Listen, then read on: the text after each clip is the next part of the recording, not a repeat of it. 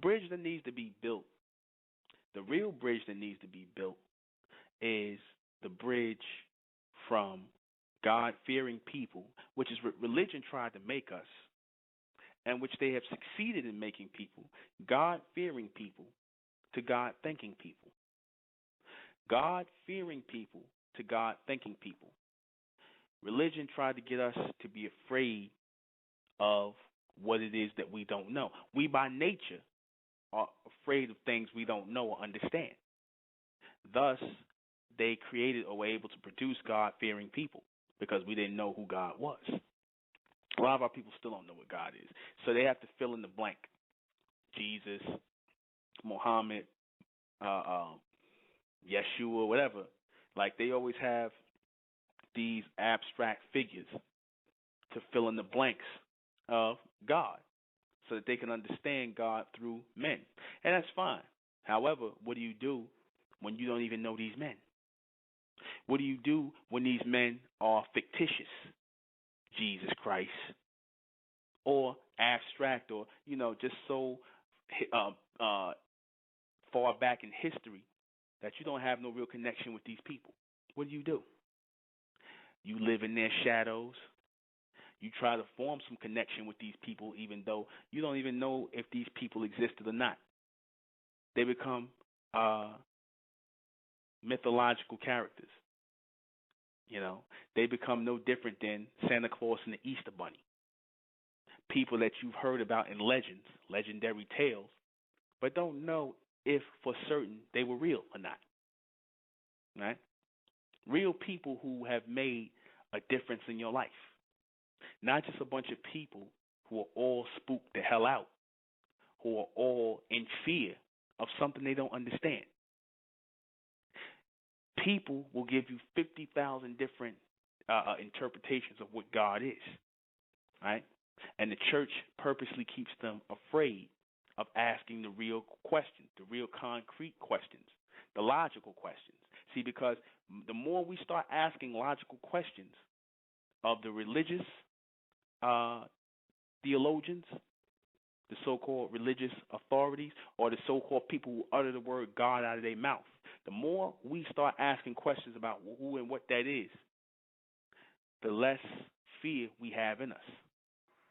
We come from under the stage of submission, in tune with God, or in reception with God, in transmission. I said our people are supposed to be going through an evolution when it comes to God.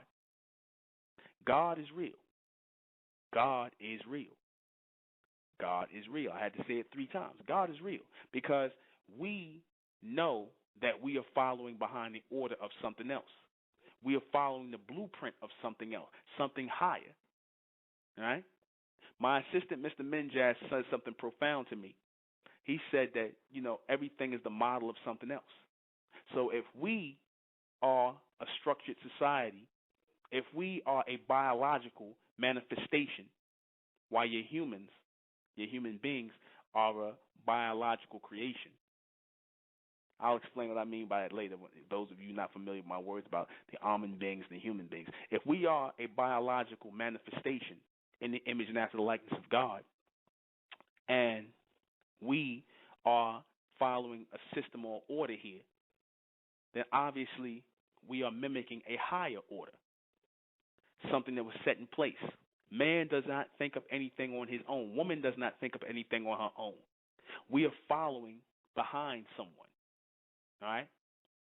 That someone is God. I said before, we're not doing anything that God hasn't done. But they want to tell you that God does none of these things. So, therefore, they create a mystery or a question mark in your head about who and what God is. God is no longer real to you. So something that's not real to you becomes a mystery. Therefore, you become scared of it. God-fearing people. This is how they keep people off balance. See, we have to go from God-fearing people to God-thinking people. People who have the thoughts of God, who are receiving the thoughts of God in our mind. The only way we're going to be able to do that is to get rid of the fear, to come from up under submission, to leave the churches, to leave them and their spook gods behind, and understand God for who and what he really is. All right? That higher extension or that higher manifestation of us. The higher we are, the lesser extensions of God. All right? And why I say lesser is because we are constantly becoming greater, or at least we're supposed to be. Religion has slowed down our greatness. It has gave us God misinterpreted. Right? This is what religion has done for us. It disconnected us from who and what God really is. When I said God's name is Amen, and they say no, they hid God's true name. By hiding God's true name, they hide God's true identity as a man, as an omni-man, as a continuous or eternal man who begat humans, mortal beings. Amen, a continuous man, Amen, an eternal man, begat mortal men, men who were given life and who will eventually die. Right? However, because we don't understand this, you create a fear in the people. You create a fear in the people to keep control over them. Right? You show pictures of God, then you place images of the devil, and you keep people going back and forth. Right? You create a world in which they start to believe that they are making connection with God by doing the things you say, by following the rituals you say. Right? They believe that they're forming a connection with God when they're not. They're just constantly going in circles within your religion, within your rituals, within your special rituals or your spiritual practices. You will never begin to receive the intelligence of God and become a thinking God on your own until you sever those connections. I said that God moves on. God does move on. God does not recognize the name Allah. God does not recognize the name Yeshua, Jehovah, all these names you're calling out. God don't recognize that because God moved on. God has moved on. He don't recognize any of the names you call on. That's why you don't see anything happening in our lives. You know, the true people, as I always say, the true people who know the name of God are the ones who are possessing that power in their life. The true people are coming together collectively in an order. These are the people that possess the power of God because they're willing to live that out. When I say God's true name is Amen, the powers that be, the elite, they know the name of God is Amen, and they living together, and they are willing to follow the orders of Amen. This is how they keep power and control over the world. They become God-thinking men, right? Whether you don't think so or not, they become God-thinking men, and they transformed you into God-fearing men. It was a time when it was the other way around, where they was in the caves hiding, they didn't know who God was, and you knew who God was, and they were God-fearing, and you were God-thinking, meaning that you were the receivers of God's intelligence. So you started to think like a God. You started to advance and evolve and build civilizations and societies because that's the people who follow God, the people who are building. God is a builder, a master builder, like the Masons say, because he is the architect of the universe. He's the architect of the solar system. That's the Masons got that right. It's not that I'm taking anything from them. If what they're saying is true about God, it's the truth. God is an architect. He is a builder. He is a designer of the solar system. Him and others who helped him, that God race, that advanced race of beings, those man beings, those physical beings who once walked the earth and who exist in a boundless world and a boundless state or a boundless planet that has no solar systems, that is real. God exists in the world just like we exist on earth. He exists in the world, outside the universe, what the Egyptians referred to as Nibiru, and the people who came with him as Nitiru. We had all kinds of different names for them, but their true name was Amen. Amen, just like they begat human. That's the connection. Immortal beings gave life to mortal beings. Eternal beings who are not living or dead. They are eternal. They don't go back and forth between life and death. They continuously walk the line of the living. They just exist. How they say that Islam, they say Allah just is. They don't say he's living. They don't say he's dead. They say he is. He exists. Just as they exist. These people exist. They've always existed. There was never no time where God did not exist. That's the extent of what these people understand about God. Everything after that is based on fear and spookism. Right? But it's time for us to become intelligent enough to understand God logically, not through beliefs. Not through beliefs. We moving beyond the belief. We're supposed to know God logically, intelligently, because that is the gateway to his power and to us coming together collectively as one, as a society of people in the name of Amen. All right? We're going to discuss that in great detail tonight. I am the intellectual Nuben Menkarayzz, and this is State of Mental Radio, and tonight we're talking about transforming God-fearing men into God-thinking men, or God-fearing people into God-thinking people, not to leave the sisters out, because you have to become God-thinking women too. Stop being God-fearing women. They promote that in you, and you say that with pride. I'm a God-fearing woman. I'm a God-fearing man. I fear God. Why do you fear God? Why? What reason do you fear God for? Who told you to fear God? You know? Your religious leaders told you to fear God, right? Fear the power of God.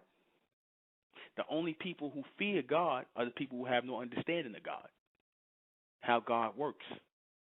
You understand?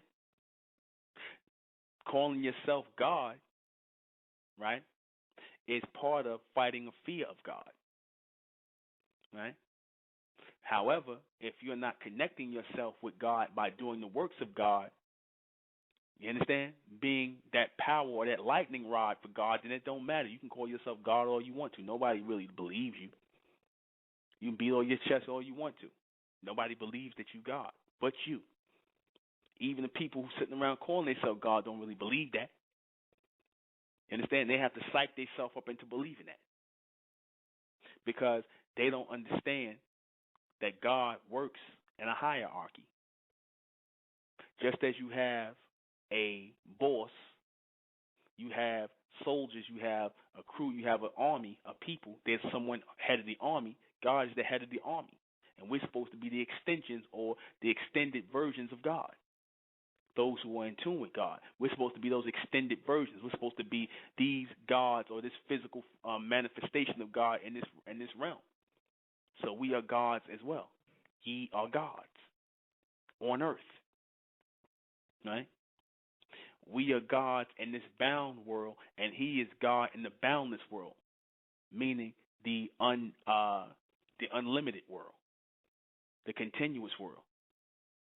So we exist, or we're supposed to exist, as people who are receiving intelligence from God to do God's will on earth.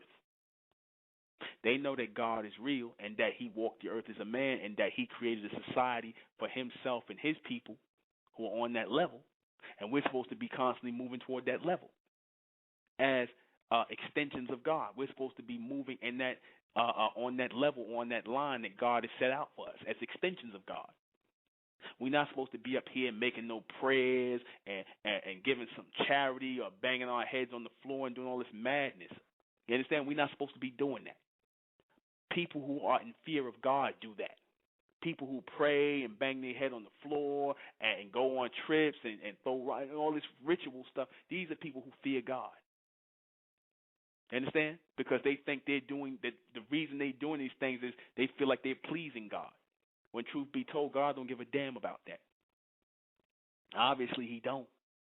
How is that going to help God throwing rocks and praying and asking for stuff? Begging. Worshiping. You know the type of people who like that? The people who came up with that idea are men. Men who want to be worshipped as gods figured that God wanted to be worshipped the same way. When truth be told, God is dealing with people who are in tune with him, who are doing his will. That's the real God. The people that God can utilize, those are his people. Not people who are worshiping God. Because truth be told, you're not really worshiping God. You're in submission to man. You're not in transmission with God. The people who God can utilize are in transmission with him. The people that worship God are in submission to man and his practices and his rituals. That's how that works. You understand that? Our people are so far disconnected from God that we got to go through men like old prophets, so-called prophets. Now, I'm not saying God don't come through men, you understand, or send messages through men. I'm not saying that, because I've said all day, God sent messages through me. I acknowledge that to be true. But how you know the difference is that God sends future messages through men. That's how God works. God works by sending future messages. So if none of these men today who claim they're of God, right, claim they're of God, are bringing future messages, I'm not talking about what's going on. So I'm talking about future prophecy, things, and new knowledge and new intelligence from God, new structure, then they're not of God. They're of God, but they're not from God. Because there's a difference. There's a difference of being men of God and men from God, or women from God. Men from God are the physical manifestations in physical form of God, who came out of the bloodline of God. And you got these people who are of the creation, right? That's when you hear the men talking about, I'm of God. You mean you're of his creation, his creatures, one of his creatures, his lesser life forms. You understand that? That's the difference.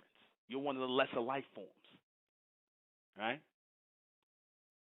You're just standing on the sidelines trying to get people to follow you and be in submission to you, because you're the little guy on the totem pole and you want to be God. You want to be heard. You want to be seen. No, the true people who are in tune with God are in transmission with God. They're receiving. That's why I said mentellect, that which I teach, comes from God. It is the reception of God.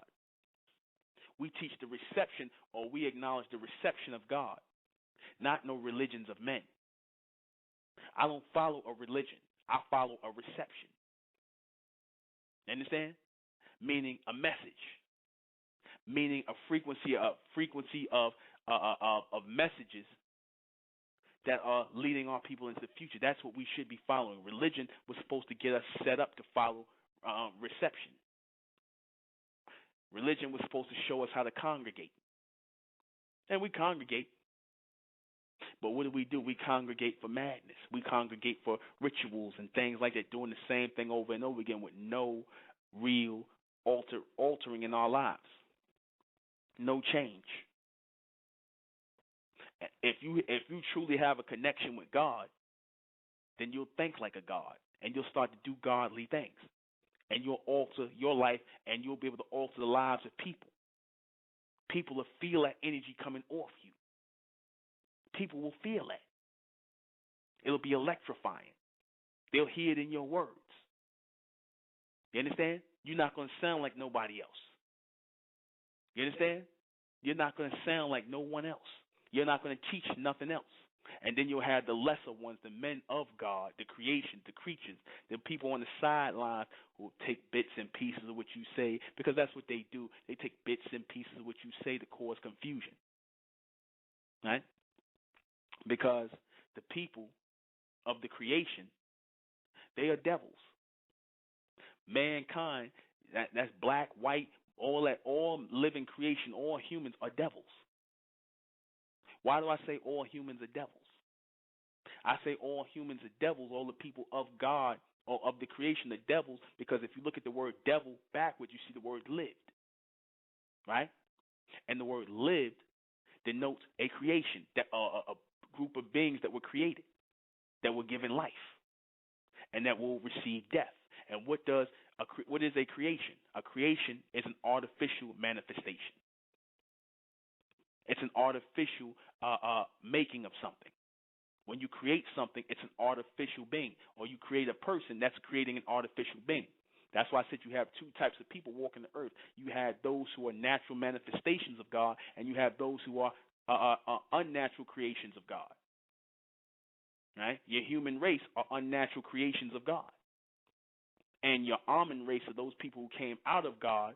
They are they are natural manifestations, meaning they came from his bloodline, directly from his bloodline. You got people who are the direct bloodline descendants of God walking the earth, who came out of God. You understand? Who came from God, not of God. You understand? You have them walking the earth today. Why I say that the human race, they're devils, because like I said, the word devil is lived backwards, and devil is always shown as being opposite that of God, right? Because what do humans do? What is it in human nature to do? To go against God, to do all kind of negativity, to go against God. That's what artificial things do. They go against natural things. God is a natural manifestation of power, living power. So what does, when you create an artificial when you create an artificial being, what is it going to do? It's going to go against the natural. Isn't that what mankind does? Does he not go against God? When you say, when God creates the races of people to be separate, what does artificial men do? They mix their seed. Go against the natural creation, the natural order. Right? All the so-called sin in the world, right, comes from mankind, does it not? Going against God's laws, right? That's real. Because that's what man does. That's what artificial beings do. They don't follow orders. People, because they're disconnected. And they look to cause confusion. They look to create God-fearing people. Because once you become a God-thinking person, that means that you start to make that connection with God again, the true and living God, Amen. They create these lesser gods for you to follow. They create lesser gods for you to follow so that you can follow these beings, right, and follow in confusion. So that you can stay God-fearing people, or people who after a while just say, oh, I don't give a damn, I don't believe in no God, I'm God, right? And then you start to believe or come under this illusion that you really are all-powerful when your power is disconnected. Your power is disconnected. You no longer acknowledge that there's something beyond you. You don't acknowledge that. You don't acknowledge that the whole point of you existing is to move in a straight line to get to or follow behind that being that is beyond you. Because it's like an infantry. It's like a company. The leaders are up front, leading the way, and you're supposed to be leading as a troop. What does the word God mean? From the word Gad, means troop, a group of people. It's not just God alone. God leads a troop or army of people. Those of us who are of the elect here on earth are part of that army. We're supposed to be part of that physical army of God on earth. You understand? The ones who are from God. We're supposed to be part of that physical army on earth. You understand that? You men and you women who are calling yourself gods and goddesses, the real ones, not you fake gods and goddesses, the ones who claim you of God, that you come from God, that you God, but you doing the same thing as mankind is out here. You getting high, you smoking weed, you doing all other stuff out here, but you want to be God. You fake gods. No, real gods, men from God, women from God, are not doing what everybody else is doing. A lot of people don't want to stand up to that. You understand? You just want to wear the title, but you don't want to put in the work. You don't want to be or do the job or do the work to be God. You just want to wear the title. You understand? Because you fear being God. That's another way of being God-fearing. You want the title. You like the title. You understand? The title's all big and flashy and shiny. God. I'm God. Or I'm a goddess. But you fear the responsibility. That's being God-fearing.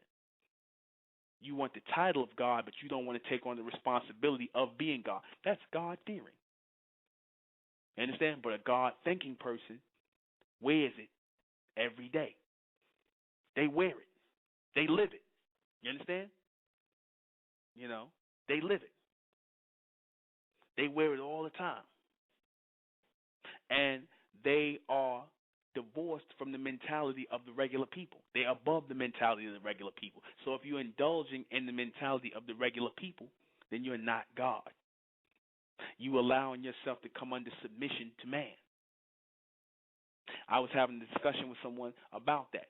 I said, God, if you are truly of the chosen or of the elect, God sends people into your life for you to utilize, to help you, right, to get to where you got to go, to continue on. However, instead of you thanking God, Amen, the true and living God, instead of thanking God, you thank that person. You know, that person didn't do anything for you. God did. God sent the person for you. Everything that comes into your life, whether it's good or bad, Amen controls that. You understand? God controls that. See, people forget that because to them it's spookism. Oh, he talking about religion, it's spookism, and all this. So there ain't no spookism with that. There's no spookism with that.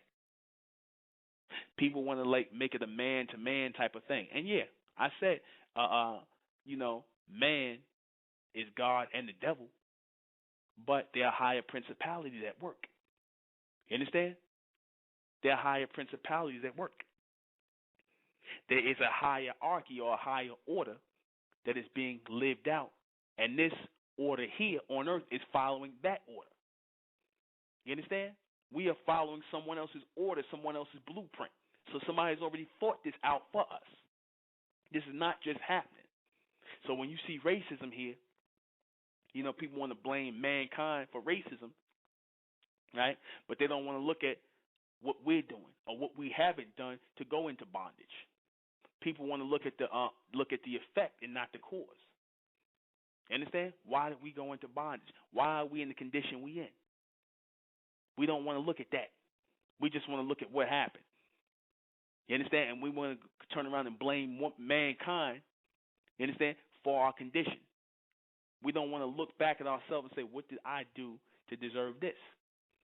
You don't want to look and say, what can I do to get out of this? Did I disconnect myself from God? What was I doing? Was I around people I shouldn't have been around? You understand? Was I being useful to God? It ain't about being good or bad. It's about being useful to God. Because you got all these people. You got nice people, good people, positive people who go to church every day, get prayed up and do whatever you do, dance in the church and all that, and they die every day. Some of them die horrible deaths. Right? Is that of God? Were these people any different than the gangbangers that would stand on the street doing nothing?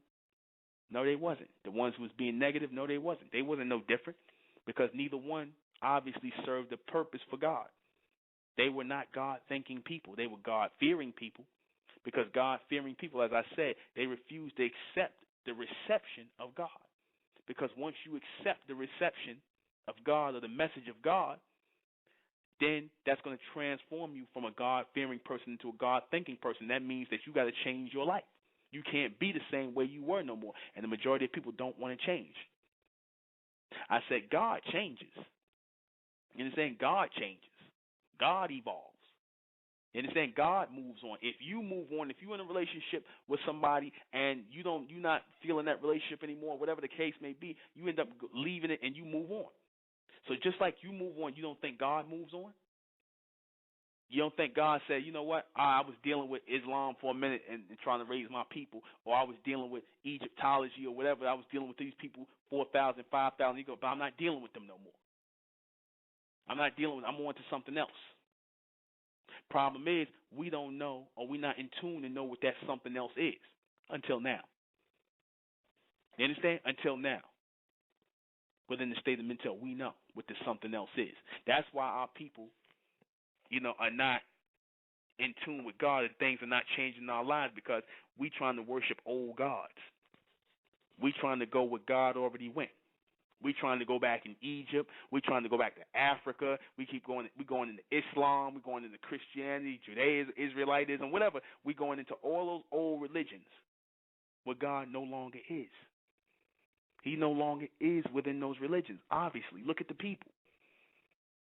See, because how you know God is no longer dealing with that is because you see so many people following it.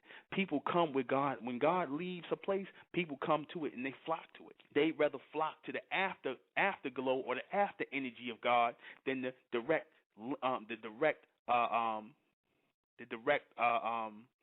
line of God. What do I mean by that? What I mean is when God has already touched a certain religion or way of life and he's no longer focused on that anymore, the people flock to it based on the energy that's still left on it. When he no longer dealing with those so-called prophets, whoever he was dealing with, they say he was dealing with, all that is no longer strong there. His essence is no longer strong there. He's left. You're going to have people flocking to it because of the after energy that was left, not knowing that God moved on to something else. He done moved on. He's putting his energy elsewhere because he is constantly evolving. That's why I told people, I said, when we talk about Amen, Ahmen, we're not talking about the same Amen, the same Amen from Egypt. People question me all the time on Facebook, talking about, oh, well, brother, why you spell it that way, Ahmen? I said, because God done evolved. He done evolved to us. He done evolved and revealed himself to us. The evolved state of God, he has revealed himself to us. But see, they can't accept that because they still chasing the dead God. They still chasing some God or some limited perception of what the Egyptians had, and they think we talking about that. I said, yeah, Amen came to the Egyptians, but he came to them where their mind frame and their mold and their mind frame could handle him at that time. He resonated to them based on their limited perception. That's why they painted the image of him with that crown on his head and all this other stuff, because that's how they saw God. Doesn't mean that that's how he really was, but he came that way for them, because God comes how you can accept him, how you can handle him. But God is no longer there. That's why you look over there and you see all those cities abandoned. The Muslims is over there, the Arabs is over there, and all that. And our people keep coming back over there trying to resurrect that. And God moved on. They trying to sift God out of those ruins over there in Egypt. And God has moved on, obviously. All those dynasties done fell, but our people still talking, yeah, you got to read the Egyptian hieroglyphs and do the negative confessions. Our people get caught up in rituals. You understand? They fall under submission to man and his rituals, and they disconnect themselves from God because they became God-fearing people. They fear a direct connection with God, so they would rather submit to man. They would rather submit to his philosophies and religious beliefs. You understand? They'd rather submit to his Christianity, his Islam, his Judaism, his Egyptology, his Pan-Africanism, and all that stuff that has no power in it. Because all that stuff has been taught already. God done moved on. You understand? God is constantly moving on. God is constantly showing himself as becoming new and renewing himself. You understand? Amen is always coming forward. But our people are not in tune to receive Amen. They're not in tune to receive God. All they in tune to do is accept the submission of man and his beliefs and his rituals. You understand? Our people are not getting it. Our people can say they understand it, but you're not getting it because it's not altering your life. It's not changing your life. The first thing you should be doing as a person who is in tune with God, if you think you are becoming that person, then you should be coming amongst your people collectively. Because God does not move alone. This is the reason why our people get this idea that God, that we are individuals in the sight of God, and we're really not. Because God is not alone. God is not alone. Don't believe that nonsense that the Muslims say God is alone and has no partners. Really? Then what about the angels? Or the so-called messengers and the angels that you talk about? I thought God was alone. What about the let us make man in our image and after our likeness, plural? Obviously, God isn't alone. You understand?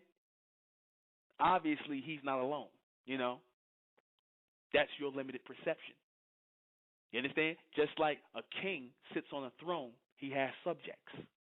He has people under him. So that means he's not alone. A king can't be a king without subjects. People who are subject to follow his words.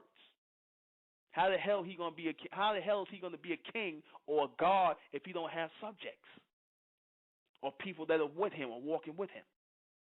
God can't be alone. You understand? Even if he created people and he created these people, when he created those people, he's not alone. Right? So he has a race of people, and it tells you in your Genesis and all that, and it always shows you God coming with a group of people. A man coming with a group of men and women.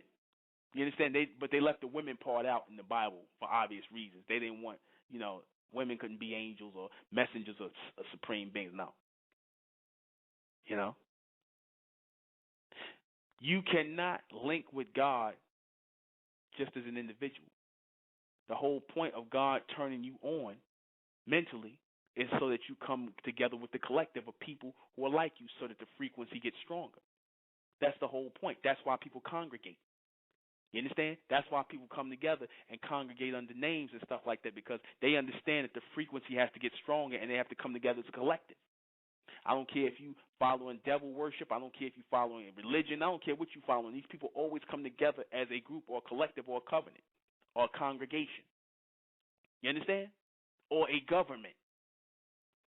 But see, black people don't get that. So don't give me this nonsense that you God if you don't understand the first thing about coming together collectively with your people.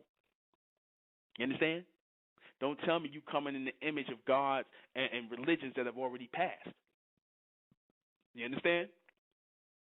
1,400-year-old religions, 5,000-year-old religions. You don't think God done moved on by now? You think God still give a damn if you walking around with a robe on and a beard? You understand that? That's why, see, the white man gets it. That's why when he put Morgan Freeman in the suit, that represented God moving on into modern times. He put him in a white suit. He didn't put him in a white robe and all that other nonsense like y'all sitting up here thinking. He put God in a suit, a white suit, because that signified that God has moved on. You understand? He is dealing with us in modern day times. He's not dealing with no people or he's going to bring back how things used to be. God don't work that way. God moves on. God moves forward. God is an evolutionary, not a revolutionary man. God don't work in circles. Man runs in circles. You understand? God has been constantly trying to reach out to our people mentally. You understand? He has tried to create or speed up our thinking. He has been doing that since he hit the planet. When we were in Egypt, he sped up our thinking in order to even be able to build or conceive cities and governments and pyramids and all these things that you marvel at. That came from God. That didn't come from those people. He sent the thought to those people that they did the physical work, but that came from God. But see, people don't want to acknowledge that. They want to think they did it on their own. Well, let me tell you black men something. You think you did it on your own. You black men who calling yourself God and, oh, ain't no God there. Then build it again. Build it again. If you don't think that came from a higher source, build it again.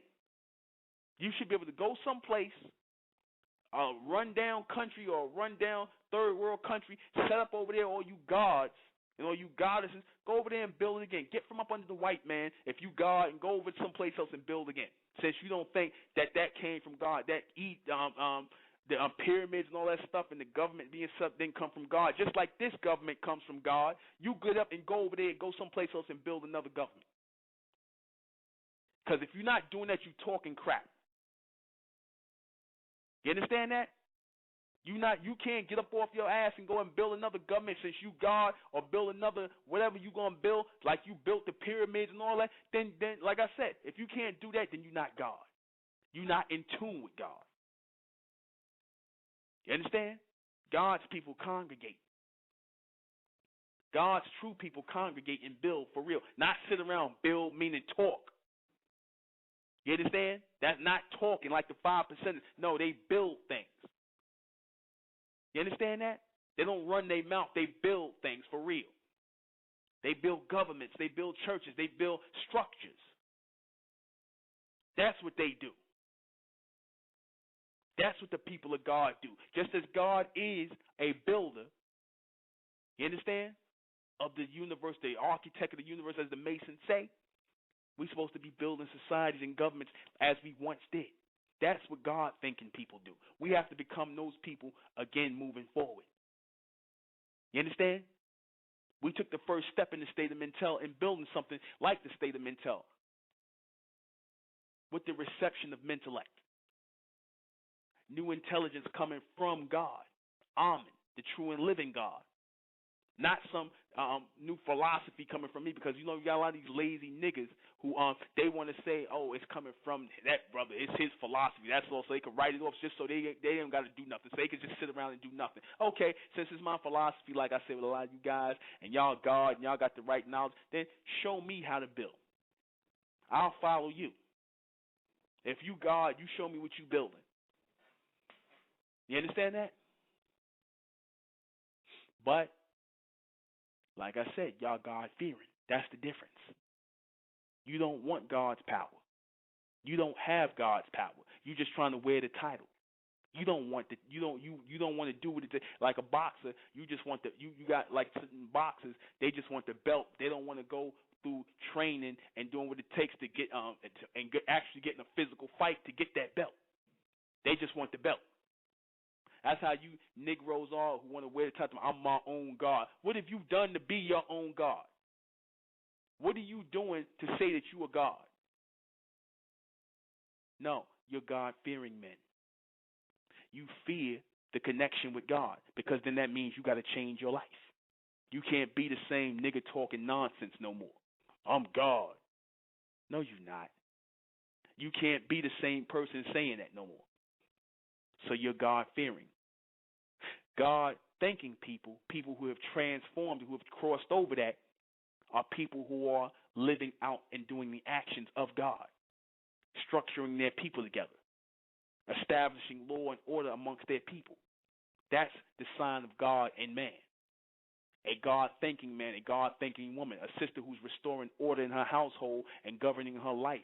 You understand? And governing her life and trying to find and come together with people who are collectively governing their lives together to form a new society and a new movement. That's what God-thinking people do. They're always looking to congregate with those people who are of the same mind frame, the same way of thinking, the same soul, the same body of people who are collectively willing to cooperate with each other. That's what God-thinking people do, because that's how God works. That's how that hierarchy of the God race works. They work together collectively.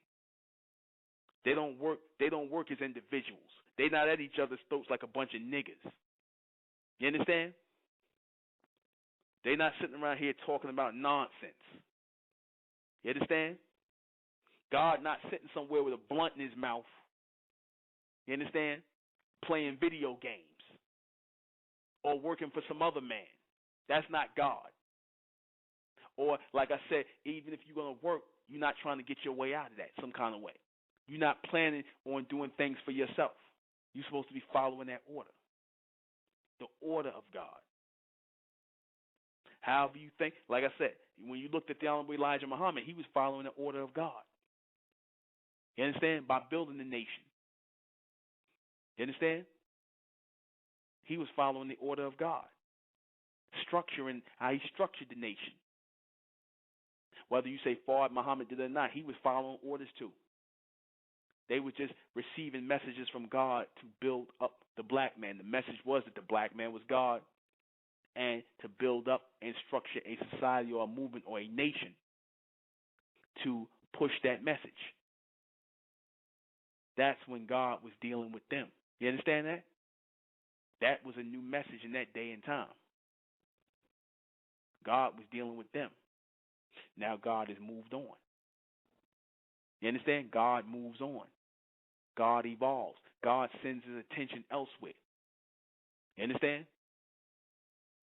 When you can no longer go with a people or take a people to another level where people have just basically decided, look, okay, I'm good. I'm going to stay here in these rituals and things like that. I'm good. You know what I'm saying? I don't want, I'm good with what I got. That becomes a God-fearing people because they no longer want the direct contact with God. They no longer want God's intelligence. Because when you receiving that direct contact from God, that's going to cause another change in your life, a new evolution.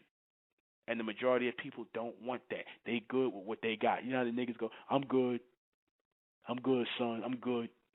That's a God-fearing man. You understand? That's a God-fearing man. He okay with how things are. He's in submission to man. And you go, oh, son, I don't submit to nobody. Yeah, you do. You submit to that blunt. You submit to them Jordans. You submit to that Yankee hat. You submit to your girl. You submit to all these small things in society. So yes, you do submit. You understand? You submit to money. You understand? You submit to rap music. You submit to video games, all kind of nigga nonsense. You submit to strip clubs, E&J vodka. You understand? Whatever you black men, they submit to. You black women, you submit to perms, lace front wigs that's giving you forehead cancer. That's what you submit to. Getting your nails done, talking nonsense, that's what you submit to. You submit to man. You understand that? You submit to man. You don't transmit from God because you're God-fearing. The people who are God-thinking, they want and desire the transmission. They want to make themselves better. They don't like how things are. You niggas that sit and talking, I'm good, son. God ain't dealing with you. You understand? You serve no purpose to God. That's why when you die, God, nobody don't care. You know, they might paint a mural on the wall to you and whatnot. Yo, son, Rick was a good dude, my dude. Really? What good did he serve? Nothing. You understand that? That's the people that we're talking about. God-thinking people.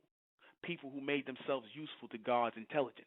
People who made themselves useful to God's intelligence. You understand that? Raw and uncut. You niggas don't serve no purpose.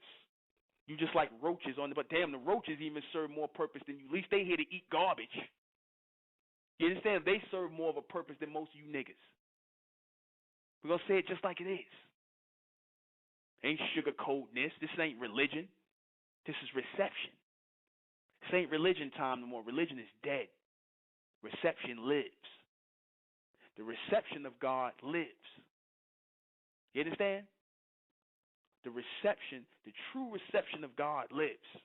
And those people who are in tune with it, you are becoming God-thinking people. You people that run away from it, you God-fearing people. Like I said, the majority of our people, like I said, they're not gonna flock to this message. You understand? When the Honorable Elijah Muhammad, I listened to certain things, right, where the Honorable Elijah Muhammad would be chastising the hell out of the people. And I said, there's power in chastisement. There's power in chastisement. Because when you chastise people, one or two things are going to happen. Either they're going to be like, you know, that they're going to be so damn ashamed of themselves, they're going to be like, you know what? I got to change, son. I can't live like this no more. This is what I needed to hear. They're going to say, I'm going to change my life. Really. You understand? I'm going to stop smoking. We're going to put the weed down. I'm going to put down the damn Xbox 360. I'm going to put down the E&J. I'm going to get my head out of my woman's tail. You understand? I'm going to start actually thinking about doing something more, serving, becoming a God-thinking man. You understand? And stop being a God-fearing man, meaning that you're fearing the responsibility as a man to receive the intelligence of God. That's what God-fearing men do. You black men who shirk your responsibilities because you're supposed to be the natural manifestations of God on earth, you not living out that intelligence of God on the planet, so you're God-fearing men. You're running away from your responsibility, that which you were put on earth to do. So you are God-fearing. You are submitting to men. You submit to the material world of man. You understand that? Because if you're not living to receive the intelligence of God and do above and beyond what you've been doing, then you're serving the purpose of man in the lower state, in the lower world. You under the beast. A lot of you black men and black women, y'all want to serve the beast, man. But you want to sit up here and act like you serving God in your church and your mosque and your synagogue. You ain't serving no God there, man. That's just a hospital for the people who are mentally sick, mentally ill, the people who are God-fearing. They say that in the church. Yeah, I'm a God-fearing man. I'm a God-fearing woman. You didn't even understand what that meant when you said you like a bunch of simple-minded people. I'm God-fearing. You understand? In other words, God was able to keep you in check by threatening to kill you, You understand? By threatening to destroy you or take everything away from you, that's the only thing that kept you afraid of God. You think that's what that means? And a lot of y'all, that's God could just kill me like it ain't nothing. In other words, the only way you respect God and obey God according to what you say is because by threats. You know, only dumb animals, you understand, and unruly people respond to threats. You understand? Because it's supposed to be in you naturally to do the right thing. You're supposed to be encoded to do the right thing, the logical thing in life. As a biological manifestation of God, if you are truly God's people. If you are a biological manifestation of God, then you're supposed to be doing His work. You're supposed to be here. You're supposed to know what your purpose is. You understand that? You're not supposed to be in submission to no man. Like I said, you black men, like I said, you want the $200 sneakers, you want the $20, $40 fitted, you want that. You in submission to man. Not in submission to God. You in submission to man. See, God don't work that way. You understand that? You live for this world. You are in fear of God. You are not God. God changes things in people's lives. God raises people up. Some of the last people who were in tune with God was the Honorable Elijah Muhammad. Peace and blessings be upon him, and Dr. Malachi Z. York, because they changed the lives of people. These were God-thinking men. And myself, now I count myself amongst them as God-thinking men, because my message, this message that comes through me from the true and living God, Amen, is to raise the thinking and raise the intelligence of the people in the name of Amen, the true and living God, through His reception, not mine. Because if it was for me, I'd be like you niggas, in submission. Still talking about back how I was 15 to 20 years ago, talking about a pair of Yankees fitted, you understand, and a pair of kicks, talking about a bunch of nigga nonsense. You understand? Even though I wasn't that simple-minded, I wasn't playing the Xbox 360 or smoking weed all day. No, I wasn't doing that, but I was in the pursuit of money. You understand? And I was fearing my responsibility because I always knew that I was supposed to be receiving the intelligence of God. I knew it, but I was a God-fearing man, meaning I feared receiving the intelligence of God because that meant responsibility. That meant I couldn't be the same way I was no more. That meant I had to alter my life. I couldn't do the same thing I was doing. And now that I'm embracing it, I see a lot of people moving away from me. I see a lot of people who I didn't do nothing to personally, but all of a sudden they're moving away from me. I'm not trying to come off as preachy or chat to them or nothing like. I'm just the same. To me, I'm just the same regular person I've always been. But they feel a difference. And I said, when you become a God-thinking person, people who are on a lower level, they're going to want to move away from you. You understand? Because they can't see you no more. They can't think on your level. And they will always try to do, what they will always try to do is pull you down to their level. You understand? They want you to be on that sub-mental level. I'm going to take a call. 757. 757, you're on the air. Yeah, peace, bro. Yeah, I just want to add on with you real quick. You know what I'm saying? Great topic, going out on them. You know what I'm saying? Hard. Yo, check it. I had two revelations for you. One was, just using the Bible as a reference. You know what I'm saying? When you go to the book of Daniel, he was using that mind, you know what I'm saying, by receiving epiphanies. And when you talk about fearing God, fearing and so forth, I remember reading, going in on Moses and what happened to him when he was feared. You know what I'm saying? He was using fear instead of going by the signal and the intelligence that God was giving him. And he told him, like, yo, okay, so you scared. All right, so you're going to die right here. You know what I'm saying? And that's what's going on with a lot of cats right now. They start dealing with the world. When Moses seen giant men, you know what I'm saying, he started going into the world, and the Creator said, yo, go. I told you to go over there, but you were scared, so you're going to die right here. And that's exactly what's going to happen to all these people around in America. They're gonna stay right here because they choose not to follow the intelligence. Now, the last thing is that people don't have people scared to have a conversation like what you're having in general. You know what I'm saying? Like you said, as far as falling down to the mental, people never consult people on, all right, what you receiving from God. It's like the conversations don't increase, the conversations don't change, so you don't get people to start living in that advanced movement because they carry in fear to even have a conversation like this. You know what I'm saying? But so until people actually start changing and deleting a lot of the ways that the world is giving them, they can continue to perish. So, I just want to add that on, man. Well, you're right, brother, definitely, because a lot of those stories are definitely symbolic, but they of real accounts that done happen. Now, when this it's literally like our people gonna have to come out of the dark ages, because our people are in the dark ages. Black people are in the dark ages.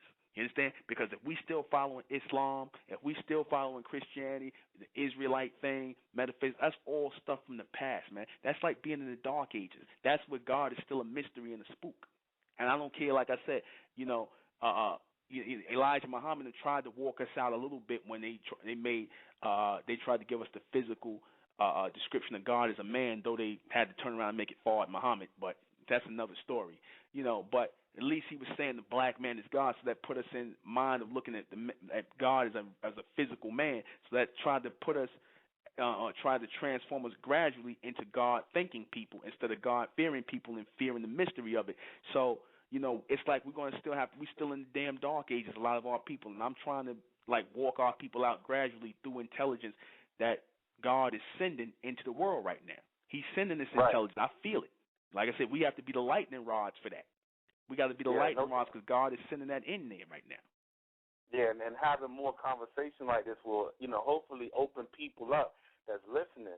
You know what I'm saying? Like, don't deal with the fear of dealing with God. You know what I'm saying? People, in public, it's like, why can't people just have why can't people walk in a coffee shop or when they go in the bookstore, why they can't have the conversation of, what you here for? You know what I'm saying? You never hear people out in the street addressing each other. See, until we grow up as adults and have that responsibility, like you're saying, and say, look, you know what I'm saying? We got to start addressing brothers and sisters, got to start addressing each other. Why are you here? Because as long as you don't, then the TV going to captivate them and the sports going to captivate them. Like you said, the Yankee hat, because everybody want to go there and get something that the world giving, but they don't want to sit there and talk about, you know what I'm saying, what are you receiving right now? You know what I'm saying? It's like it's taboo. You know what I'm saying? So because the parents or whoever around them not doing it, you know what I'm saying? It's like a scapegoat to keep doing and repeating and to circle the same crap over and over again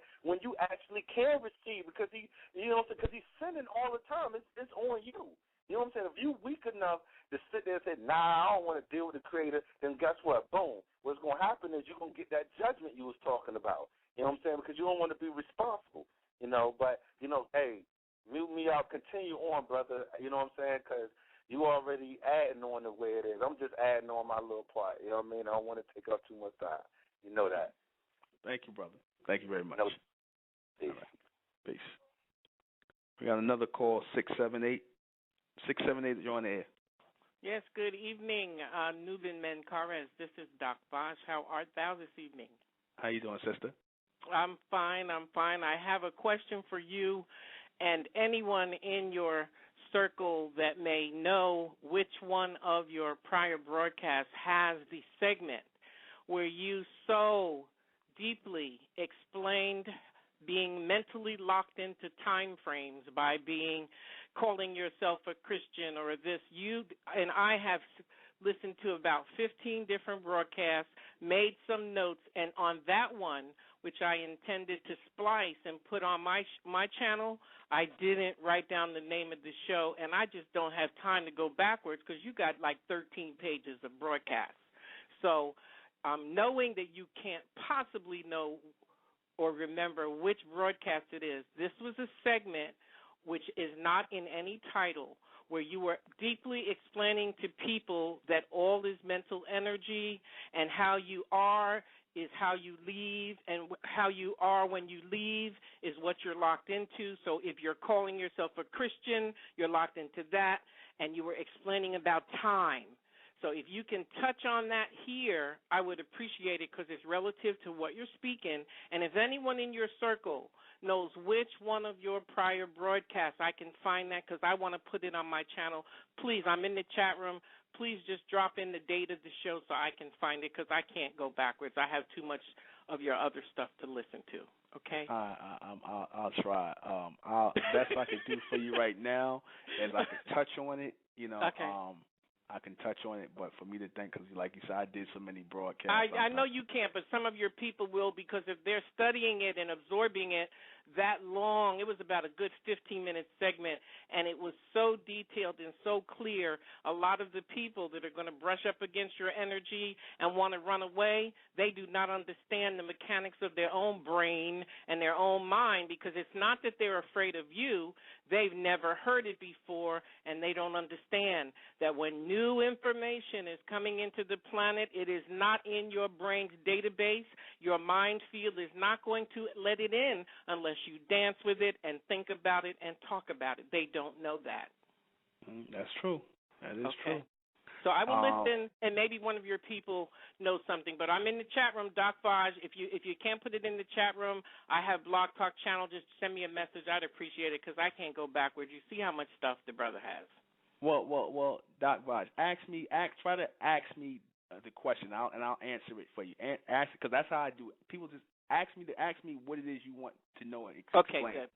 All right, explain to us how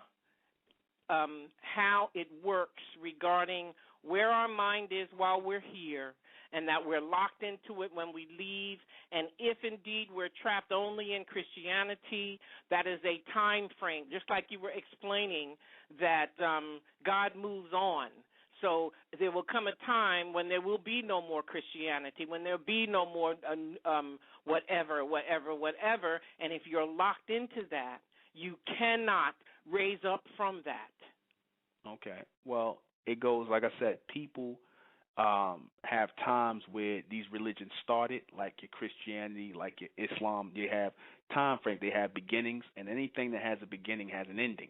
Christianity had a beginning. Islam had a beginning.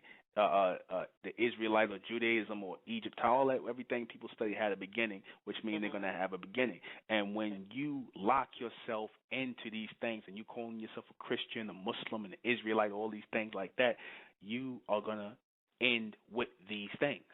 You're going to end with them because you become so mentally locked in strongly with these things that you become part of the ritual. You become part of the circle of events that take place in that, and you're locked in that time. So when that perishes, when those religions or those beliefs perish, you will perish with them. So I said the only thing that constantly keeps you moving is messages. That's why we refer to ourselves as mentalists, because we are constant receivers of Amun's intelligence. So being a constant receiver, that is beyond time or space and things like that. That's just continuous thought. You are a constant receiver, or one who is in reception to Amun or God's intelligence. That is not locked in time frames. True, very true. Well, I salute you because I know, the first time I went to your to your website and I read the part where you didn't want anyone over 42. That was before I had heard enough of your broadcast to understand where you're coming from. And I also hope that a lot of your people that are listening that haven't had the courage to move forward yet to understand, because I sent several people to that broadcast the other night where some girl was in the chat room, and to people that don't know your energy and your sincerity and your mission, the average people would think you were attacking her. And what I tell people, he's never attacking the person. He's refusing to accept the BS that you're presenting him as your story. And they don't know how to separate your attack of the story versus your attack of them. They don't know how to separate because people just think they take everything personal. And what you're doing is not personal. It's about reality, and they're just not ready. But I salute you. It is a pleasure. As a person that has been in this work, that has not walked in all of that crap that you're talking about, but I have used all of the words, my job was different because I knew my contracts and stuff, and you are definitely presenting something that the world is ready for, but the select few, like you said, if 5 people are running the world, how many do you need to get this up and running? I mean, like you said, you were definitely right about that. When I'm talking about, I'm attacking certain things. It's not the person, because I don't know That's you right. personally. I'm talking about your way of life, and unfortunately, people attach themselves to these way of lives here instead of finding out who it is that you really are. But aside from these, because that way of life. That's just, I know what you're talking about when the sister came and talking about how she was educated and this, that, and the third. She walked right into it. She walked into that. Yeah, that's the story of every so-called black woman who's been to college. They say the same thing. That's why I was like, here we go. They say the same thing. So you attach yourself to that same story. So I was attacking the story, not her personally. She has to understand who she is separate from the story. That's where the journey starts. Mm-hmm. All right. Well, listen, I will listen. It's a pleasure to listen. And just so you folks know, I'm 66, and as a being of light, it doesn't matter what age the message is coming from if it's coming from God. So as a wisdom instructor myself, I gladly sit and listen, absorb, and integrate because I, too, am in this work.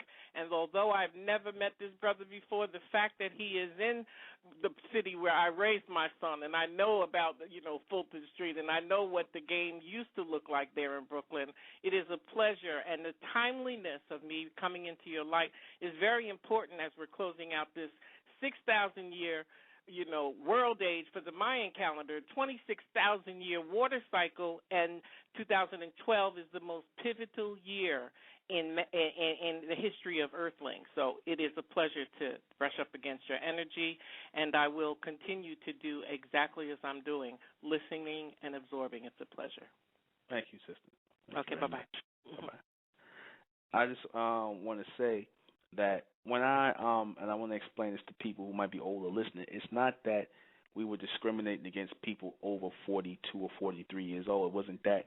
And by the way, we did move it up to 45. I just said to focus when I told my people to go out and, when we building up the mentorium and stuff like that in the name of Amen, I said go out to the ones 45 and under, because a lot of times the people, and I'm not saying it's everybody, a lot of times the people who are older or of a certain age, they tend not to want to listen because they have it set in their mind how things are instead of, ready to change. These are the God-fearing people, the people who are fearing the change or the intelligence of God coming through, which is going to alter their life, because they say to themselves, I've been living my life this way, I'm not changing, this, that, and the third. And that's the worst thing to do, and that's the worst way to be, because it's like if you can't change, it's like pretty much like rigor mortis setting in.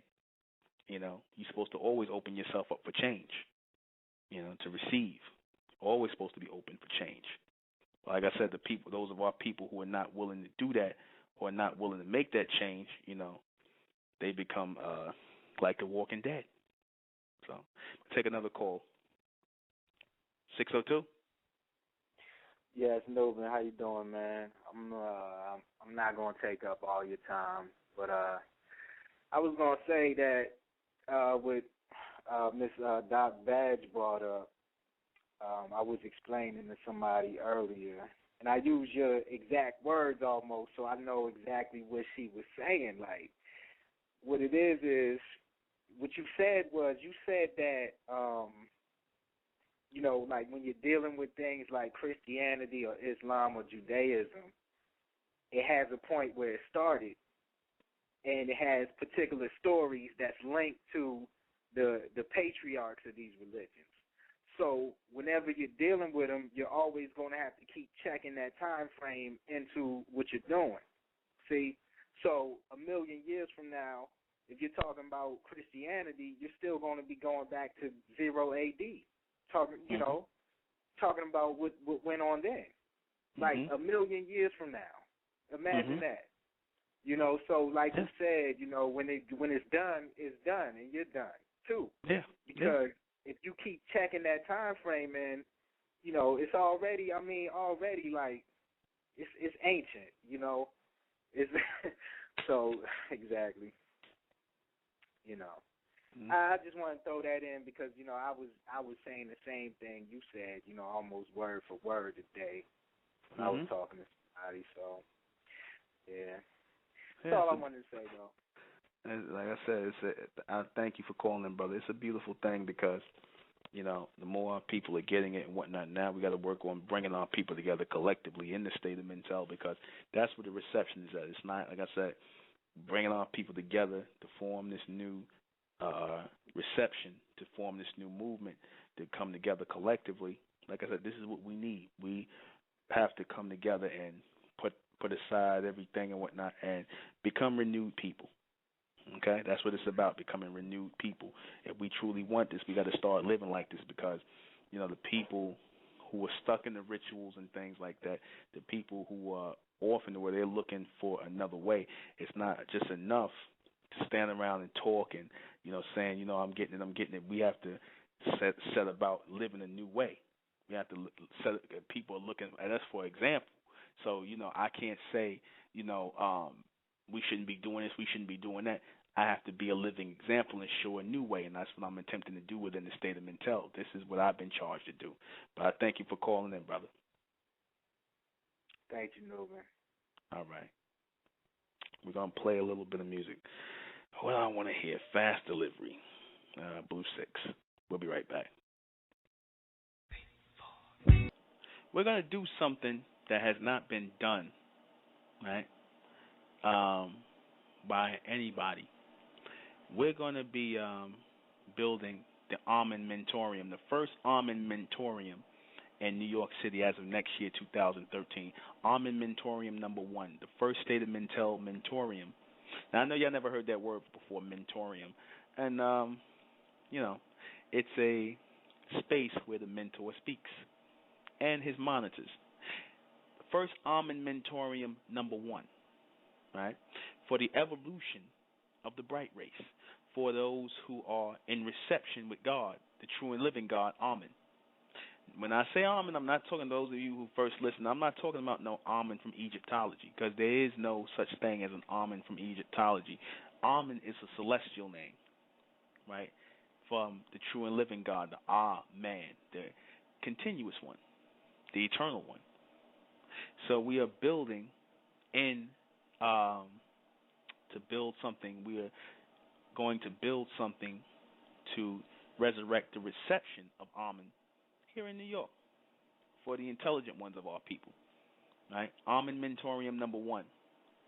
We want our people to come out collectively and work together to build this collectively.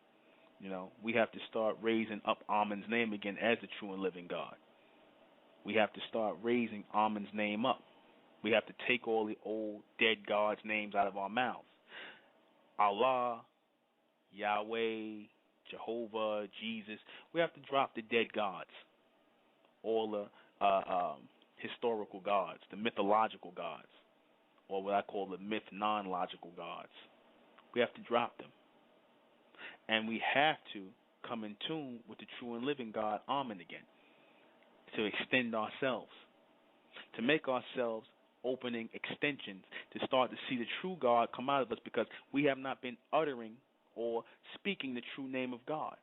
When our people, and like I said, though our people say, oh yeah, you know what, I studied Kemetic science and Egyptology, and when I say Amen, you know, I know the power, I know that's not the same Amen. Because you can be uttering a word or saying a word, but your mindset is in Egypt. You understand? Your mindset is somewhere in Egypt. When we are in modern time, while we are in the modern time moving into the future, but your mind is thinking of Amen in the past.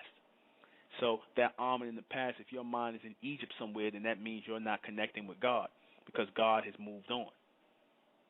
God has moved on mentally to today. The only people, as I said, that are in tune with God, the people who are God thinking, is your elite. Your Illuminati. They are God-thinking men. People go, oh, brother, that's BS. They devil worshipers. They worship Satan. They Satan and this, that, and that. No, they're not. They're God-thinking men. That's how they're able to stand over you while you're in submission to them. They control your life because they have focused on being God-thinking men. They have come in tune with God because you have given up your connection with God. You have accepted their false gods and traded in the knowledge of the true and living God for their false ones. You've disconnected yourself. You became God-fearing people. You're not God-receiving people. You're not God-thinking people. God moves in an evolutionary line. God moves like how fire burns in a straight line. God don't move in circles. God don't move in rituals. God keep it moving. That's real. God keeps it moving. Proof of that is all the prophets, or the so-called prophets that came, they were presenting prophecy, which means future intelligence from God, things of the future, things that were about to happen. So that proves that God is constantly moving into the future. This is real. It's not no abstract, symbolic talk. You understand? God is moving into the future. And those of our people who are not moving into the future with God, you're going to be left behind. You're going to remain God-fearing people. You're going to be left behind. You understand that?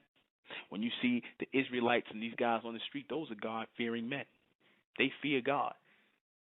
Why I say that is because reading about some old accounts of God in some Bible, or talking about or reading about something where you wasn't even near, rather than dealing with God as you are now, as a man right now, that proves you God-fearing. You're not God-thinking. Because God-thinking men would never stand up there with damn robes on and beards all over their face looking dusty.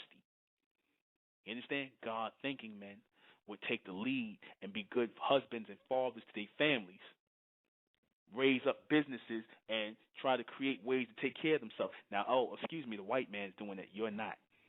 But you God, though, right? You God. You understand? Who's more God? Who's God-fearing and who's God-thinking? Who's carrying out the actions of God? You understand that? This is real.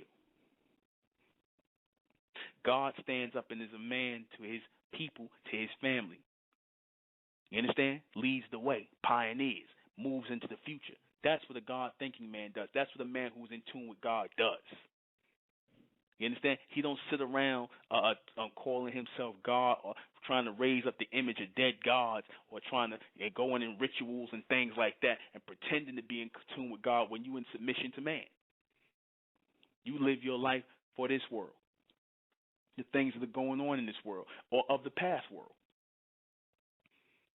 You want things to go back to a time where it was more simpler. This is what the Israelites say. Oh, when things go back to the way they was, this, that, and the third, or the Muslims walk around with robes on and beards all growing on their face, looking prehistoric. You understand? Looking all unkept. And you can tell they're trying to push that image on the black man. Like I said, look at Rick Ross and look at all these guys with the beards. That's the thing now, the black man. That's God-fearing men. See? Those are men who rather tune in to God through other men, through dead men. Anytime you got to tune into God through dead men, through men who you don't even know existed or not, men who you can't look in the eye or at least have some sort of recollection of men who were in your time frame. Anytime you can't tune into men like that, that proves you're a God-fearing man. You would rather go back and look and try to live through the lives of dead people or people who never existed. I got to go back and look at Jesus Christ to connect with God. And when there was no Jesus Christ, symbolic. I got to go back to Muhammad. He dead 1,400 years. I got to go back and try to live my life through men who are not here no more. I can't live or connect with God physically today. You understand that? I can't form a mental connection with God because I'm God-fearing. Because if God connect with me mentally, I got to change everything. I can't be the same way no more. I can't do the same things I did no more. I can't disrespect my woman. I can't not take care of my family if I'm calling myself God or I'm saying I'm an extension of God. I can't. You understand? I can't do that no more. You understand? And to the black man, the black woman don't want to change. Black woman, she can't be a whore no more. You understand? She can't get high or sitting up in the club and niggas all in her face. She can't do that no more. And like I said, we're gonna keep it real. I'm gonna use the language, the real language of today. I'm not gonna speak in some Pollyanna sort of way. I'm gonna use the language of the day that y'all used to hear. See, because that's effective when you keep it real, as you say, with people. You speak the language of the people. You understand? You have to speak the language of the people to cross them over, to ignite something in them, to inspire something in them. If you're not speaking the language of the people, then you're not going to ignite anything in them. You're not going to inspire anything in them. You understand? You're going to keep them afraid of being gods and goddesses, igniting that in themselves, not just using the word, not saying I'm just God, I'm God, I'm God, I'm God. What have you done? Show me your works. You understand? Show me the works. The works have to dictate who you are. You understand? I said putting on emblems and ankhs and all that flashy stuff, that's not God. You understand? Those are people who just putting on shields to hide from God. What I mean by that, people are putting on shields, ankhs, crosses, all these things to hide who they really are. They hide themselves behind those shields. 6-pointed stars, 5-pointed stars, ankhs, stars and crescents. Those are shields. You understand? Those are shields. The only shield that God, that represents the manifestation of God, is the shield of power. The shield of power. When you see the shield of power, whether it's lightning form, like you see in our symbol or in our flag in the state of Mintel, when you see that shield of power, you know exactly what it is. That's the difference between when you see the star and the crescent, when you see the cross, when you see a 6-pointed star. Somebody has to tell you, some man has to tell you what that means. Which means when they tell you what that means, when they have to explain to you or break down what the star and crescent mean, when the cross mean, what the 6-pointed star means, that means you become in submission to his doctrine. See, when we show you the lightning symbol in the state of Mintel in our movement, you already look at it and you know that it represents power. You can already look and tell it represents light. It represents power. That's God. God is light. God is power. His messages come in light and powerful forms. You understand? In zigzag formation. You understand? That's God. That's the true symbol of God, lightning. That's how his messages move. That's how frequency moves. The people who are ready to receive that are God-thinking people. That's how thoughts hit you in a lightning flash. You understand? You have to be the lightning rods of God's intelligence. That's God-thinking people. People who are thinking above and beyond the average woman and man. Supreme people or super men and super women. Super mental beings. That's what we said when we talk about the Supermen, Superwomen Project. It was short for super mental beings. People who are being sped up mentally. God is speeding up our people mentally, the chosen ones of our people. The ones who open their minds to accept it. The ones who are God-thinking and no longer God-fearing. The ones who are not spooked out. The ones who be like, oh, no, brother, I'm good. No, this ain't for you. You don't want it anyway. You in submission to man. You in submission to man. You understand? That's what that is. God-thinking people. God-thinking people. The thoughts of God move like this, in constant building, in constant evolution, in constant focus, in constant reception of power, in constant reception of power, and the constant opening of the mental capabilities. You understand? Opening up the different centers in the brain. That's what the connection with God does. When you start to become God-thinking people, certain centers start to open all up in your brain because that intelligence is hitting you. Different nerve centers, something physically happens where different nerve centers are opening up in your brain. You're thinking faster. You're moving faster. Ideas are coming to you that never came to you before. That's God-thinking people. That's God making connection with people mentally. That's how God is supposed to make a connection with you, not from some spirit or some I got the spirit and all this other nonsense. Not even knowing what a spirit is. God don't come through special rituals. God comes through you or comes to you mentally. If you have raised yourself up mentally to receive God's intelligence, if you have raised yourself to begin God-thinking people who are willing to change and evolve and move forward, just as God thinks and moves forward. You understand? This is how that works.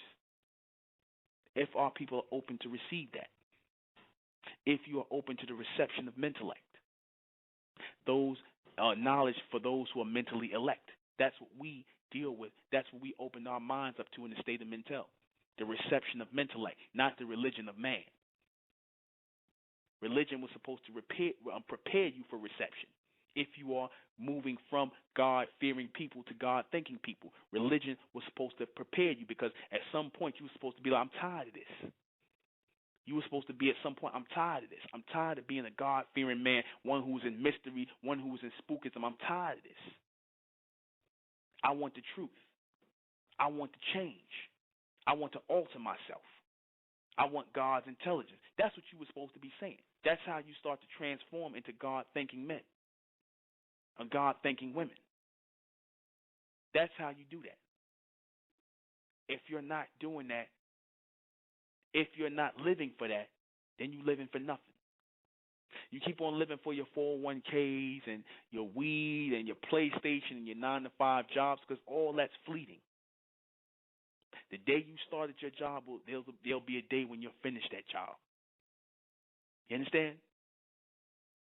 The day you bought that new cap or that Yankee cap or those pair of Jordans or whatever is the same day you're going to throw them out.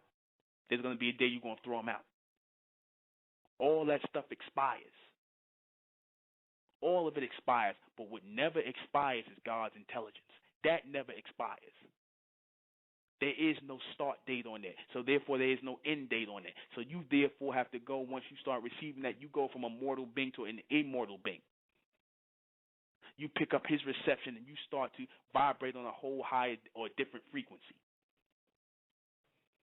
This is what we're dealing with in the state of mental. This is what we're dealing with. If our people truly want this intelligence from the true and living God, Amen, then you come in with us. I'm going to take a call. 613. 613, you on the air? 631, I'm sorry. 631-320? 423? Yeah. 320? Hello? No, 423. 423? No, I hear 631. Yeah. Well, okay. What's your question, brother? Well, it ain't no question. I was just, listening to what you were saying, man, and that sister, what she said earlier, she said the ones that are vibrating to what you're saying, it's like this a dance, and I felt that today twice, man. I felt that feeling that you get, that that power is with you. It's like when the clouds cleared up and there wasn't nothing but just straight sun. And I also felt it in the crib today. You know what I'm saying? It's almost like my head was about to catch a headache, but I wasn't looking for no aspirin. And then, I just felt like a pressure around my head. Mm-hmm. But 423. Normally when something happens like that, other numbers popped up. You know what I'm saying? I'm like, okay, who else is about to talk to him when I just press him? So I just wanted to share that. Okay. Thank you, bro. And it happened today, too. Okay. Thank you, bro. 510. Reginald, what's up? Hey, what's up, Logan? What's going on, brother? Hello? Hello? Hello, Reginald? Yeah, I'm here. You muted me. Okay, I'm sorry. I didn't mean to mute you. Sorry. Got what you said. Hey, how you doing, man? How you doing? Good to speak with you. Hey, man, just very powerful show, man. Very powerful show. And I'm just excited right now. I want to share this with you. I'm excited right now because I can see the vision of a supreme race being raised, man. I can see it. Mm-hmm. You know what I mean? Mm-hmm. Man, I'm glad to be a part of it, bro. I'm just excited right now. A lot of things are happening, you know. I even started my own business out here, man. You know what I'm saying? Just started my own business. You know, everything is really working out fine, man. I just can't wait to get down there to see you, bro. That's all. Mm-hmm. Can't wait to get down there. But I can just see it, man. I can see it, you know. Well, like I said, this is going to move our people. If you feel the power in the words and the things that's going through, it's going to move our people to come together collectively. That's going to show who's with me and who's not with me and what we're doing in the evolution of our people and raising the name of Amen back up in the state of Mintel and moving forward. The people who are coming with me, those are the people I'm taking seriously. Like, even if you come out and sit with us, like I said, those people who are coming or want to come from different cities, like I said, you're going to be charged with going back to your cities that you come from and setting up mentoriums too, because we setting up the first Amen mentorium here in New York.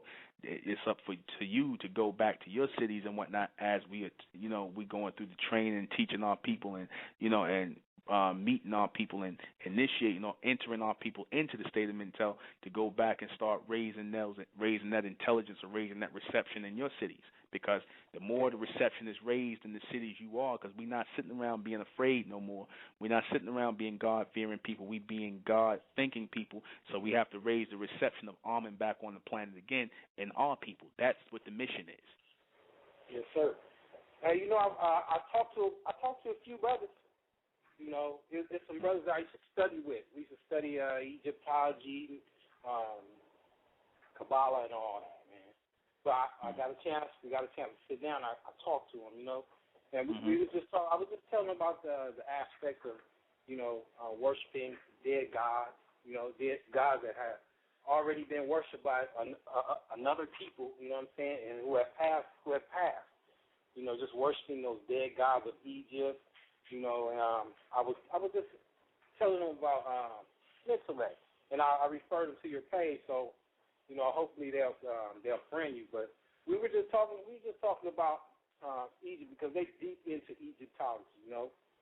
But I mean, what I was telling them, I don't know if they got it, but we talked for a long time, you know, and they were saying about how the original worship of God and all that, you know. That's fine. But God has moved on. God has moved on.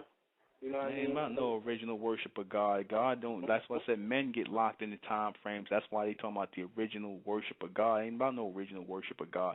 Like you said, and like I've been saying, God done moved on, man. You can sit up here and go back and try to study Egypt if you want to. You can go up there and try to put your hands on walls like the Egyptians did.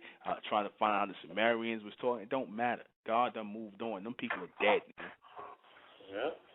You know, but the black man don't understand that. You know what I'm saying? Because he, like I say, he's God-fearing. He don't want direct connection with God. He don't want that. He want to try to live vicariously through other people, dead people at that, or people who never existed. Yeah.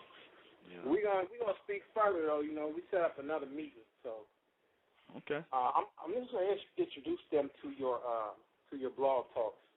You know, because I mean, you can explain it in deeper detail than I can at this point. You know what I mean?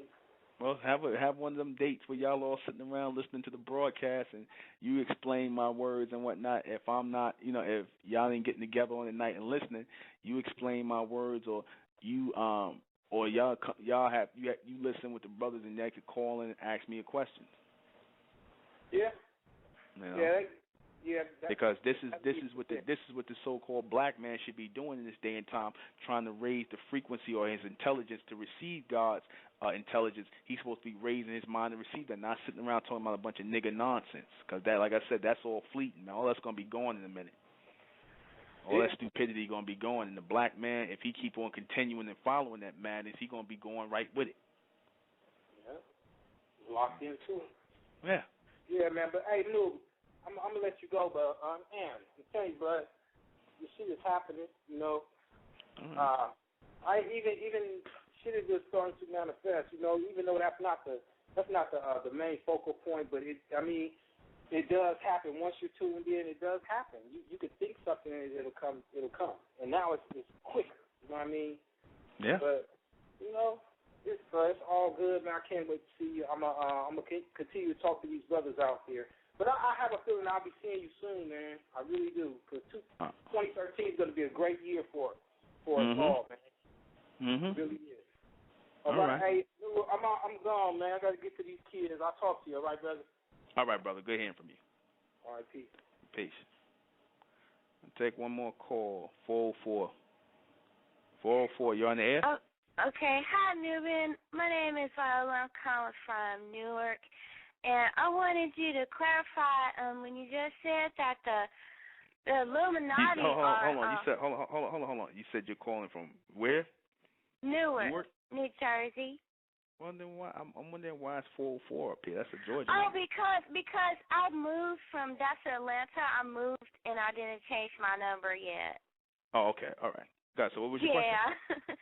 Okay, I wanted you to clarify about the Illuminati. You said that they're a group of thinking men, and they that's why they're in control of the 90% of the population, because they think for us, and they have an influence on society.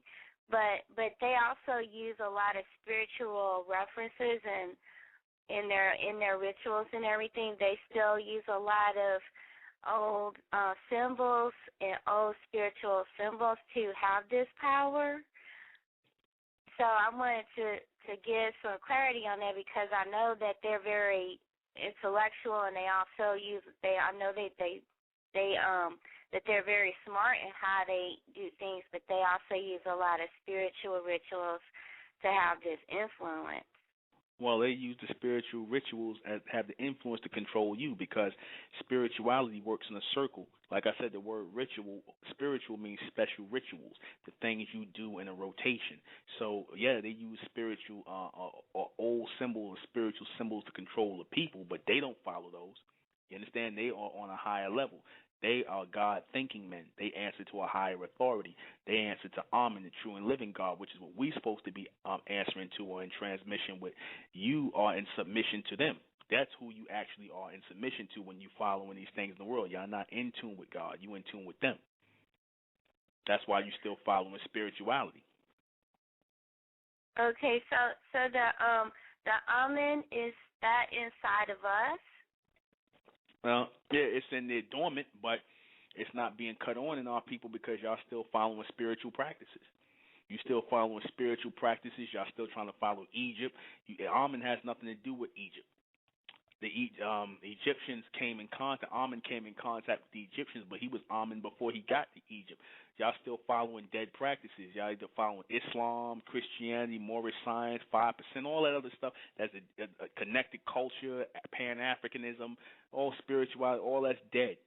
That's all dead rituals. You understand? So they use these things, the elite, they use these things to control you, to keep you in a dead state mentally, and y'all keep going into that. Okay, so how do you tap into and the real God? Well, we're doing it within the state of mental. We're doing it. How we're doing it is coming together collectively and trying to boost the frequency of this intelligence within our people. You know, people on the outside, we're not interested in, showing people or doing anything individually. It happens in a collective. So the collective has to come together and raise the intelligence, because the intelligence comes in one form to one people. Everybody else is usually off key or off balance, because it's always one group of people that's going to lead the rest of the world. People say, oh, that's not possible. Why can't it be for everybody? I say it's not for everybody, because everybody's not going to be disciplined enough to receive the intelligence of God. A lot of our people. That's why only 10 people on the planet run the whole thing, because and it's people under them that take orders from them. But that's how that works. It's only going to be for those people who are disciplined, who are of the elect. That's why it says in the book of Revelation, 144,000 people. Now you imagine that out of the millions and billions of people on the planet. It takes discipline. It takes discipline and the willingness to leave behind all the old things and come into something new and come into the new intelligence of God. Our people ain't willing to do that. Majority of the people not willing to do it. Mhm. Okay. Okay. All Thank you for calling in. All right. We got 11 minutes to go. Let me go ahead and answer these questions. All right. I got a little bit away from myself, but it's all good. Took a lot of questions, and I'm glad we had a good call in. Let me see. People, they want to hear, me talk about, and people, I know what people usually looking for when they call. I'm not saying the sisters that just call them. I'm saying the people, they usually looking for some ritual that I could tell people to do, or some chanting or something else, or some chanting or breathing fast. No, I'm not going to lie to you and tell you that's going to connect you with God, because it's not. That goes right back into rituals again. I'm not going to give you rituals because rituals are not going to connect you to the intelligence of God, and it's not going to change you from a God-fearing person to a God-thinking person. To change or be able to go into a God-thinking person, you have to connect with God-thinking people as well, and be willing to clean out the old ways of thinking and start brand new, clean slate, blank slate. You have to be willing to do that and come together collectively with people who are on that level, brand new, starting and receive. That's how that happens. It's not going to be something where you can sit as an individual and rock back and forth and chant, because that, again, goes right back into the spirituality nonsense, back into the rituals and the circle of nonsense. So let me read these things. How do you transform God-fearing people into God-thinking ones? Well, that process, as I said, is getting or cutting yourself off from all of these things of the old world, cutting yourself away from the old gods of the old world, the Jesuses, the Allahs, the Jehovahs, the Yahweh-Shahs, and all those old dead gods, cleaning out the closet and coming in tune with the true and living God, the Omni being the Amen. You understand? Now, people say Amen, as you talking about, that's an Egyptian god. That's an old god. No, it's not an Egyptian god. Amen is not an Egyptian god. Amen is just that, a continuous or eternal man who came through Egypt, because you can find Amen's name before Egypt, so it didn't come from Egypt. Amen is a timeless and continual name, or celestial name, continuous. You understand? It didn't have, Amen's name has no beginning or no ending, because the word Amen means eternal or eternal man. Who, and they say, and one of the other definitions is hidden. God, they say Amen is hidden because that's what man did. He hid the name of the true name of God from people and gave you false gods to follow. Your Jesus, Allah, and Jehovah, and Yahweh, and whatever, Yahshua, and whatever. So, why is it necessary in this day and time to become God-thinking people? So that we can stop being fooled, for one, so that people can stop pulling the wool over our eyes and trying to promote rituals and spirituality to us and all kinds of lies and religious nonsense, and we could tune ourselves in so we can move on, because we have to stop running in circles, because that's all we've been doing in these rituals, running in circles to nowhere. It's not getting our people anywhere. That's why you can go in the hood and see 3 and 4 churches on every corner and whatnot, because these are just a bunch of people who are running in circles like a cat chasing his tail, going nowhere. We have to start moving in straight lines. God is an evolutionary being. He moves in a straight line forward, not in circles and rituals like you people are doing. That's something that man created for you to do. So, why did religious people want to create God-fearing people? To keep control.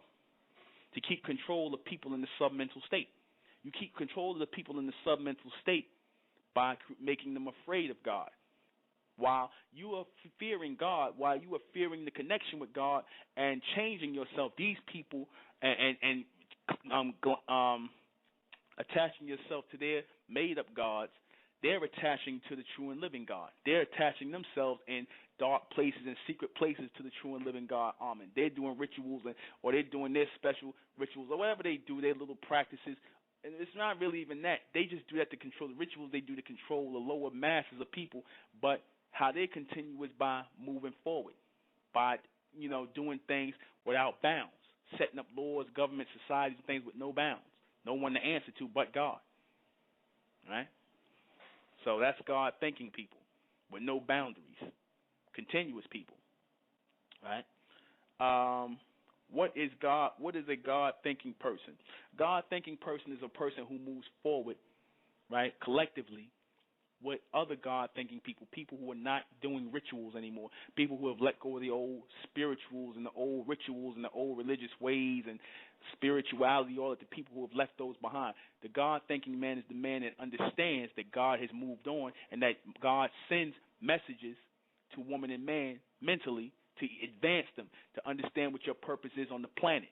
Now, this is not just me saying this. So you get people that will say this, and our people are good at paying lip service. It's supposed to make our people take charge of coming together collectively in this mental state, what we setting up within the state of Mental for our people to come together.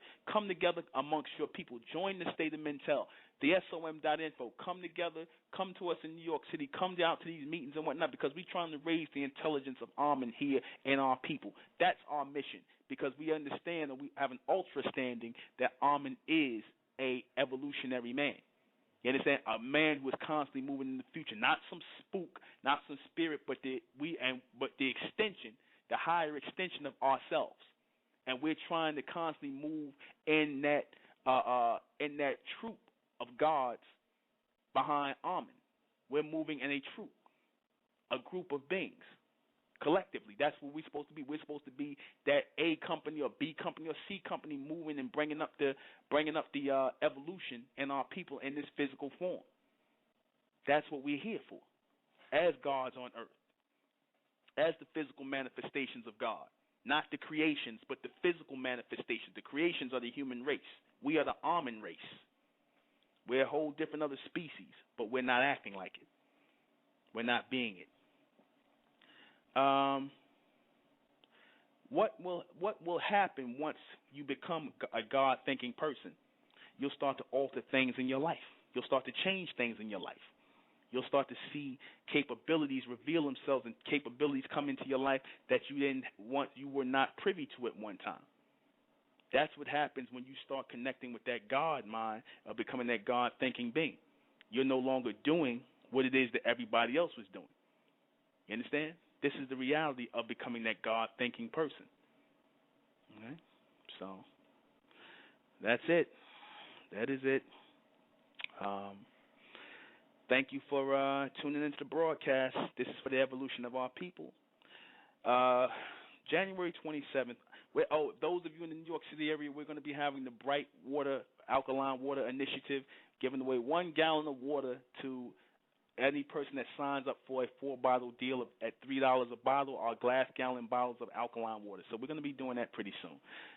We're going to keep you posted. Join us Monday. It'll be another hot topic. Putting God first, putting God first, putting God first, ahead of everything. The true and living God, Amen. Not the false gods, but the true and living God, Amen. First and foremost. All right?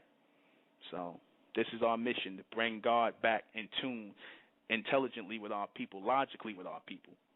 So with that, okay, we got a quick. I'm going to take this quick 347 question, even though we're not supposed to take no more calls. Come on, you got to be quick with your question. Yeah. I just wanted to get your quick thoughts on what do you got to be quick, brother, because you got your call at the end of the show. All right, what do you think about us being in a black hole? Okay, I'll answer that off the air because I can't stay here. The black hole that we are in is the hole that we put ourselves in. That's the black hole we in, the hole of ignorance, disconnected from God. Okay. All right. So, what do I want to play to close us out? I like to close out with music. Y'all got a call earlier in the broadcast. Don't call toward the end. I just did that to take a quick question. Next time, brother, call back, and I'll give you a question more thought. Okay. I am the intellectual Nuben Menkarayzz. This has been State of Mental Radio. Good night.